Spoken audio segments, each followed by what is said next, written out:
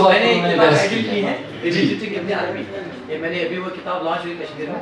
پھر ڈاکٹر صاحب کی جو میں نے ان کے تحریرات کو پڑھا, پھر میں نے یہ کتاب لکھی ہے.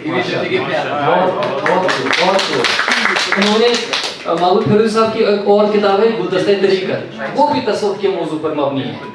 تو تصوف یہ جو تفسیر صاحب ہمارے ہیں انہوں نے اس کتاب کو بالکل آتے وقت ہی خریدا, اپنی دلچسپی کو مد نظر رکھتے ہوئے اس کتاب کی خریداری کی. شکریہ آپ سب کا بہت شکریہ.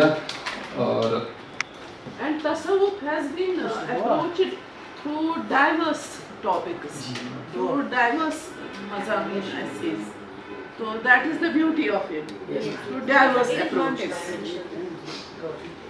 ڈاکٹر پروفیسر نسیم علی صاحبہ جو ہیں وہ یہاں کلسٹر یونیورسٹی میں ڈین ہیومینٹیز رہی ہیں. آپ مختلف شعبوں پر مختلف عہدوں پر فائز رہی ہیں.